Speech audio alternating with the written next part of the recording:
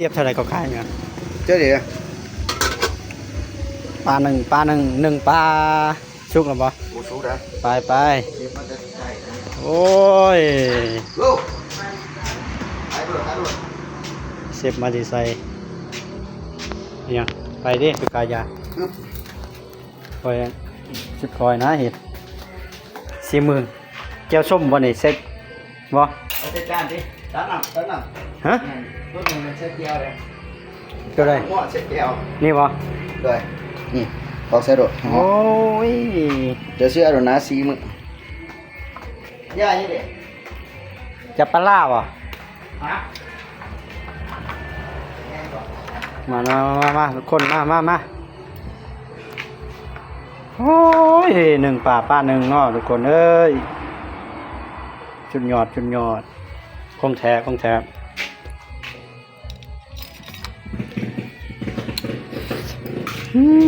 ทุกคน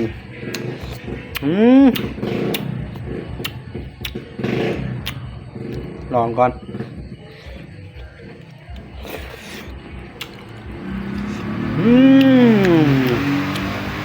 อร่อยมากินข้าวกันคนเอ้ยฝากคนเรือคนแชร์เด้อ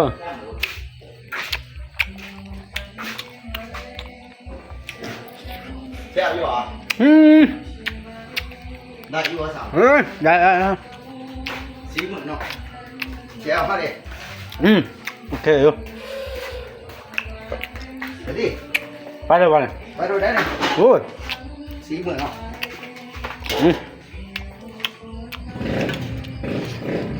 ระวังไปดิไปดิครับ ของแท้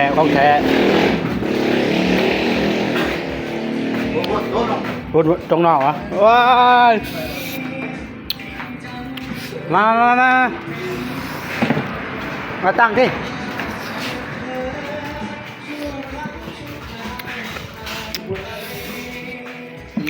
มาแล้วมา เอาตัวนี้แล้ว กินเขาเถอะสู้ที่สำคัญเข้าอ่ะเอาค่ะ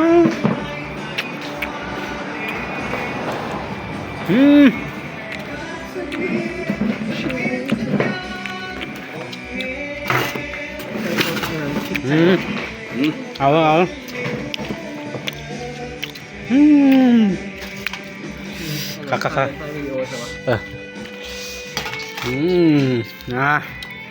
แซ่บพี่เนาะ มาพี่เนาะ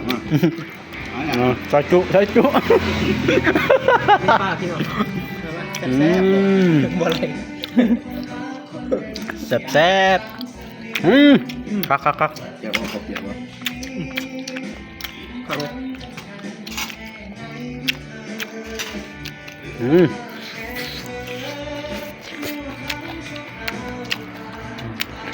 เกลือปลาเจ้าอะไรเกลืออะไรเกลือเป็นว่า แล้วนึ่งเอาเนาะ บาง โอ้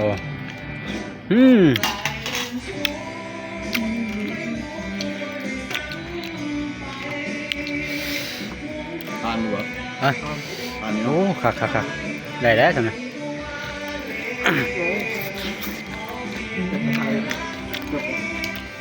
กบมาตะไคร้หรอทาน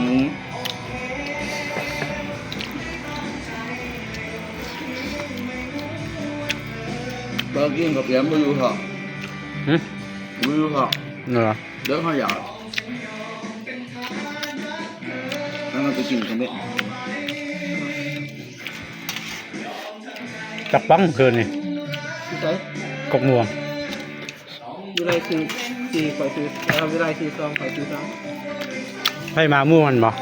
มะก้อนบ่ พวกหัวงูมันจะคนบานเลยมีคนหนึ่งผมยาว เพื่ออะไรผมยาวนี่จะกำอยู่บ่ เพื่อขึ้นมา บ่หนึ่งมะก้อนบนโพนนี่ มีสองคน มันเอาอะไรไปปลูกคอยว้าย ตัวที่งงอ่ะบัดเมื่อนะจนวิไลปลูกเนี่ย โหมึงพอตื่นนำ มาตื่น ไปกับเมียมัน เขาฟังเสียงอ้าวเสียงอะไรเด้นี่ ก็ว่าตัว เขาไม่ได้ถามเพิ่นก็คิดว่าเจ้าโทรเพิ่นขึ้นมาเอามันตอนเช้า ก็มาบ่มีมันเลยมาส่งมึงเลยก็สิกูสิเมื่อเอารถมึงเมื่อคืนนี้แหละ อืม ไอ้มีมันพ่อมันบ่ไหนกัน ขึ้นตัวปามนะโอ้ ไปอย่างเดียว บ่ตาย เจอเหล้าขาวไปเจอเนี่ยเลยเบียร์ตกเป็นกระปุกเลย ยอมเลยไป มันแห้ง แพงเลยเบียร์ตัวนั้น โอ้ มันเป็น เป็ หั น ว น้อย เสือ มันก็ยังหัว เป็นหัวเสือเบียร์เนี่ยเขา โอ้คักอะไรก็คัก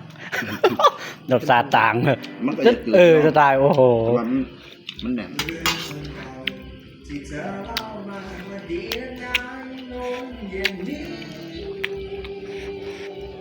ก็คือขึ้นไปขึ้นมาขึ้นมาขึ้นไปขึ้นมาแบบขึ้นแบบคืออยากปวดหา จะกินบ่มา บ่กิน ไม่ได้กินนะถ้ากินมันยังนำจะขึ้น ก็ขึ้นอย่างเงี้ย มันมามันยังน้อย อันเหยื่องก็แบบอันเหยื่องมันบางอยากกิน หอยแมวกินเลย มันเอาไม่อยากทำเพื่อหรอก เวลาเขาลุกเช้าก็ขึ้นอยากเขาอยากหาแบบอันเหยื่องนะมันเอา มันนี่เจ้าตัวมากเลยนะคือ ไอ้หยังเขาเห็ดไอ้อั่ววะใส่อั่ววะคักรู้อ่ะ ปลามันกบเสืองเลยสิ คักนะสุดยอดเลยโอ้ทุกคุณแซ่บ เนี่ย หืม ไอ้มึง ว้าววันพุธเด้อ